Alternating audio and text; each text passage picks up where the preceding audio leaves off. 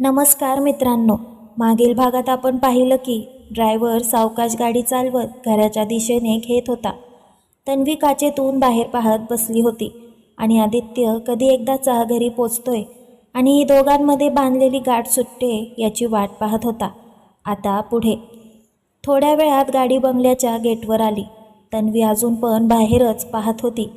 ती सभोवतालचा परिसर अगदी बारकाईने न्याहाळत होती. गाडी गेटमधून आत आली तशी तिची नजर बंगल्यावर गेली. तसं तिने डोळे मोठे करून पाहिलं. बंगल्यावर मोठ्या अक्षरात लिहिलेलं नाव तिनं मनातच वाचलं. शारदा निवास म्हणून बंगल्यावर ठळक अक्षरात लिहिलं होतं. या शारदाबाई म्हणजे आदित्यची आजी. त्यांचंच नाव बंगल्याला दिलं होतं. आलिशान बंगला आणि समोर हिरवगार गवताचं लॉन होतं. मध्येच पाण्याचे फाउंटन होते. त्यातून पाण्याचे कारंजे उडत होते. ती तर हे सर्व मंत्रमुग्ध होऊन पाहत होती. गाडी थांबून 5 मिनिटं झाली तरीही तिला गाडीतून खाली उतरायचं सुद्धा भान नव्हतं. अरे बापरे, किती मोठा बंगला आहे हा. बंगला काय राजवाडाच म्हणावा लागेल याला, ती मनातच बोलत होती. तो गाडीतून बाहेर निघण्याचा प्रयत्न करत होता, पण तिच्या साडीच्या पदराला त्याच्या उपरण्याची गाठ बांधली असल्यामुळे त्याला पटकन बाहेर निघता येत नव्हतं. थोडा वेळ त्यानं वाट पाहिली आणि त्याच्या साईडनं त्यानं उपरणं खेचलं. तशी ती भानावर येत तोंड वाकडं करत गाडीतून बाहेर आली. नवरा नवरीच्या स्वागतासाठी सर्वजण दरवाजात उभे होते. तितक्यात रणविजयरावांची पण गाडी गेटमधून आत आली. आदित्य आत्याकडे पाहत म्हणाला, ए आत्तू, काय तुमचं असेल ते पटकन करून घ्या, मी थकलोय आता. तो जरा वैतागतच बोलला. आत्याचं मात्र त्याच्या बोलण्याकडे लक्ष नव्हतं. आत्या तर तन्वीच्या चेहऱ्याकडे अगदी बारकाईने निरखून पाहत होती.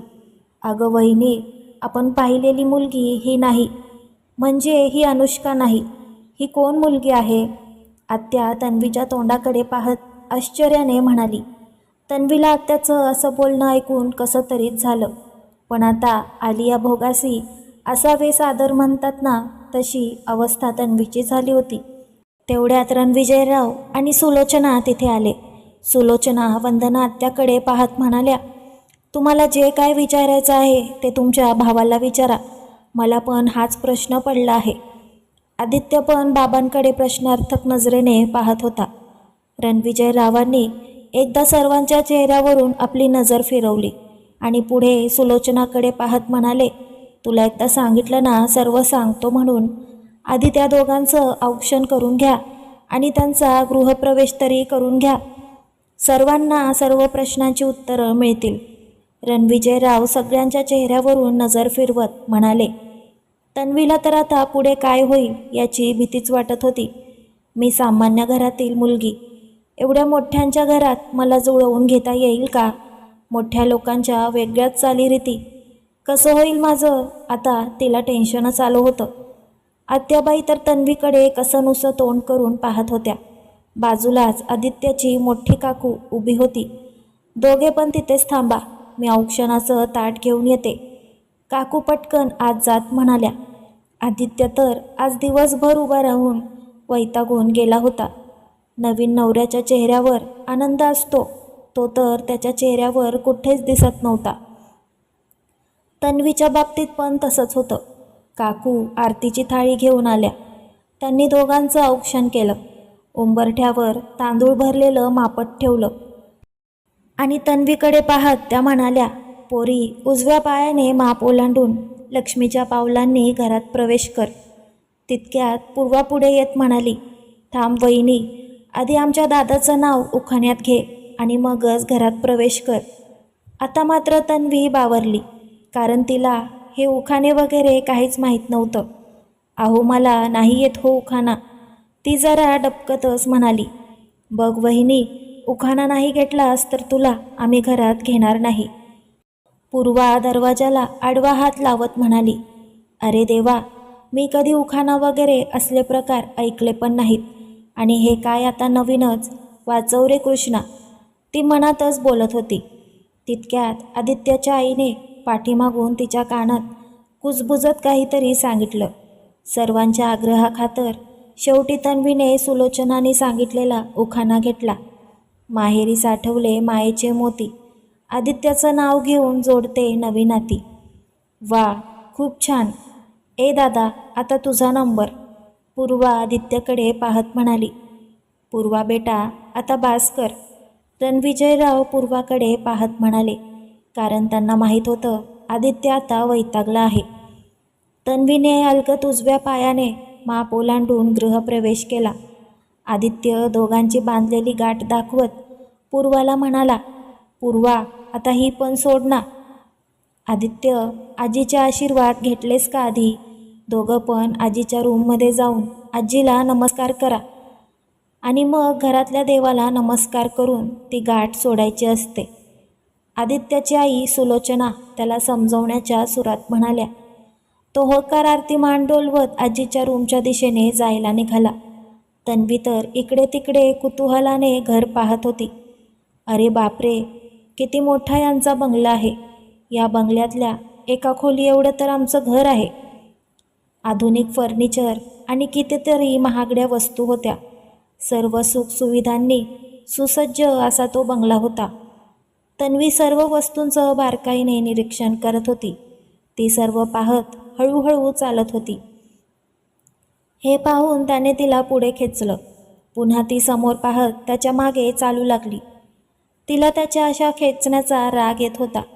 पण काय करणार, या नवीन घरातलं अजून तिला काहीच माहीत नव्हतं. त्यामुळे तो खेचत घेऊन जाईल तिकडे तिला बिचारीला जावं लागत होतं.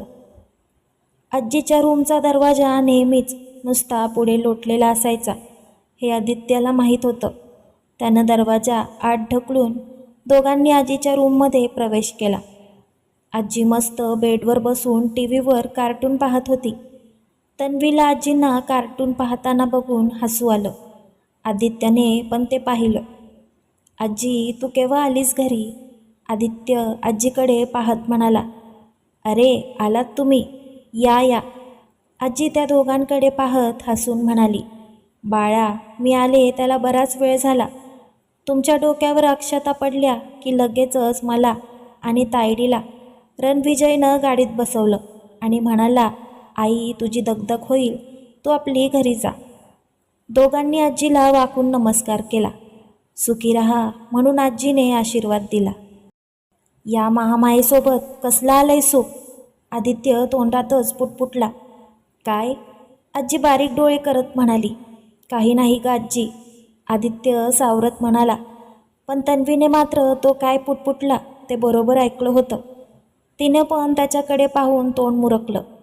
त्यानंतर दोघे एकमेकांची खेचाखेची करत देवघरात गेले. तन्वीने डोळे मिटून देवापुढे हात जोडले.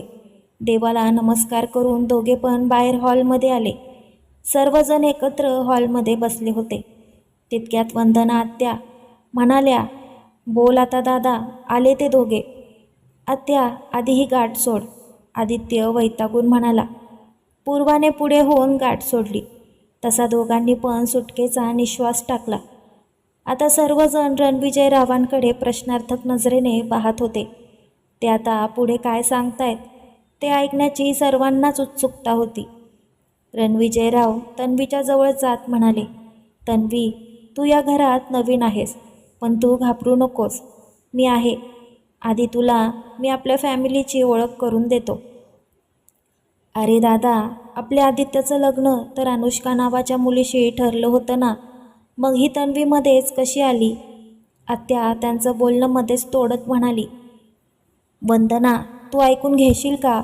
तुम्हाला मी म्हणालो ना सर्व सांगतो. आधी तिला आपल्या सर्वांची ओळख करून द्यायला नको का? रणविजयराव वंदना आत्याला शांत करत म्हणाले. तन्वी, ही वंदना माझी धाकटी बहीण. ही आपल्यासोबतच इथेच राहते आणि तो तिचा मुलगा रिषभ, तो कॉलेजला आहे. तो पण इथेच राहतो. आणि हे माझे मोठे भाऊ नारायण दादा. त्यांना आम्ही सर्वजण दादासाहेब म्हणतो. आणि या माझ्या मोठ्या वहिनी सारिका वहिनी. हे दोघे गावी असतात. गावचं घर जमीन हे सर्व तेच पाहतात. तन्वीने त्या दोघांना वाकून नमस्कार केला.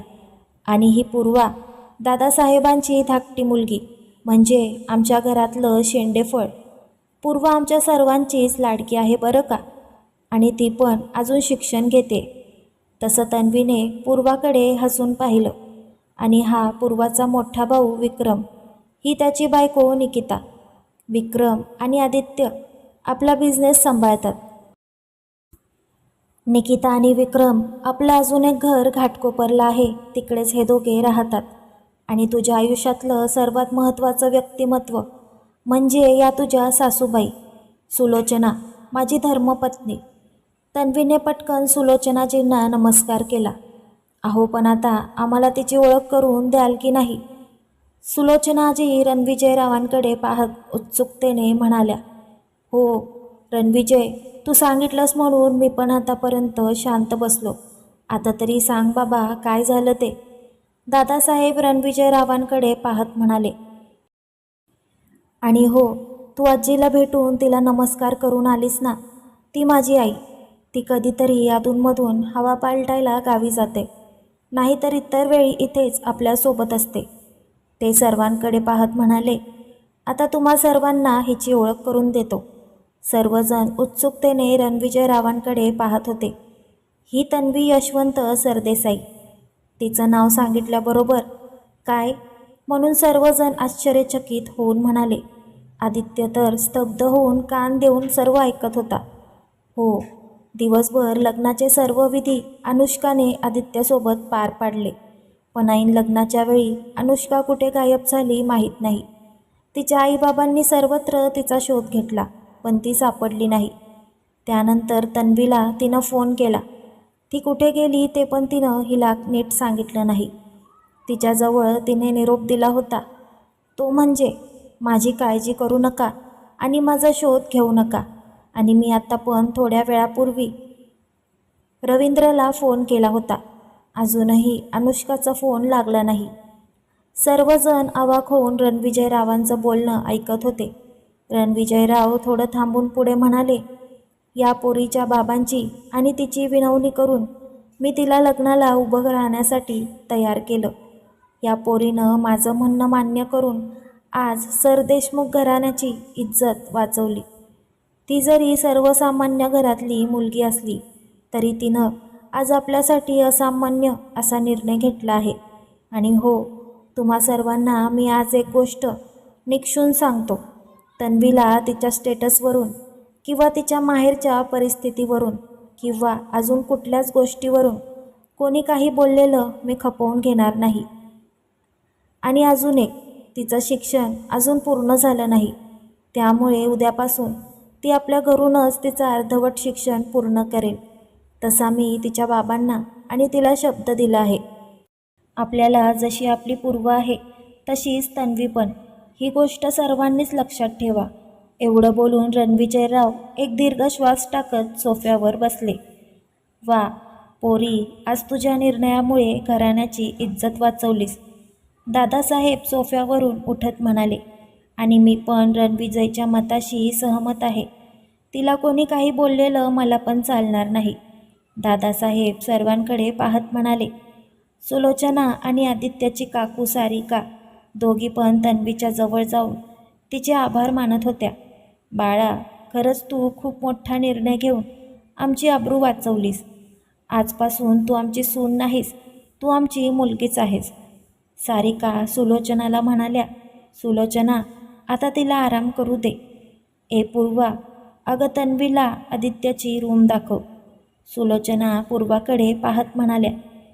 तन्वी, तू आता कसलीच काळजी करू नकोस, जा आराम कर.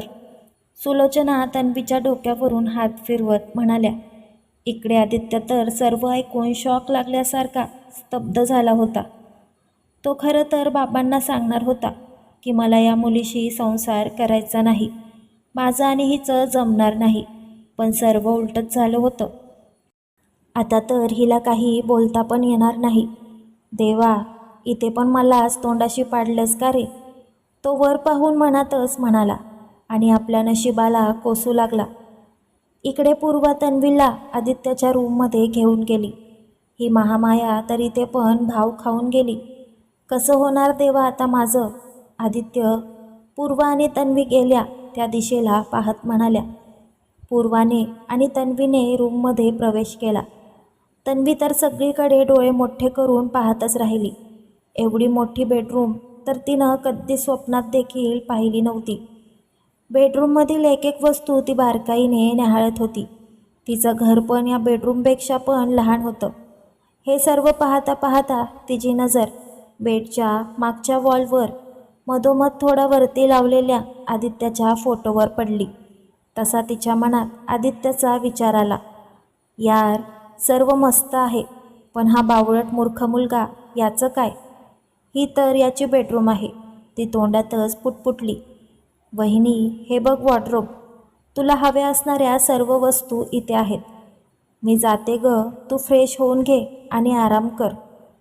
तिने हो म्हणून पूर्वाकडे पाहून मान डोलावली.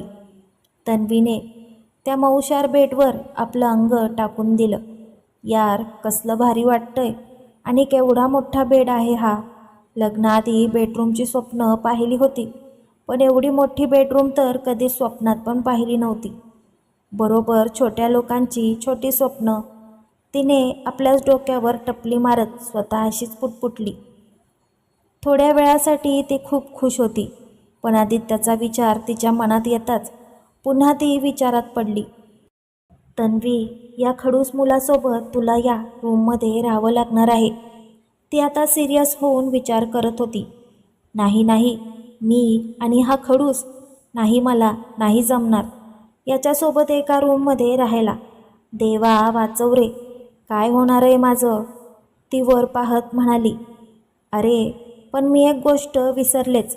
हा तर आता माझा नवरा आहे, आणि हा जर का नवऱ्याचा हक्क दाखवायला माझ्याजवळ आला तर मग मी काय करू? आता मात्र ती टेन्शनमध्ये आली होती. ती एकदम बेडवरून उठून बसली. तिच्या चेहऱ्यावरचा आनंद अचानक मावळला. त्यानं काहीही करू दे, पण या बाबतीत मी त्याची मनमानी खपवून घेणार नाही. माझ्या शरीराला त्याला हात पण लावू देणार नाही, ती मनाशीच बोलत होती. तर मित्रमैत्रिणींनो, कसा वाटला हा भाग कमेंट करून नक्की सांगा. आणि आवडला असेल तर व्हिडिओला लाईक करा, शेअर करा, आणि पुढचा भाग पाहण्यासाठी आपल्या चॅनलला सबस्क्राईब करा. भेटूया पुढच्या भागात. धन्यवाद.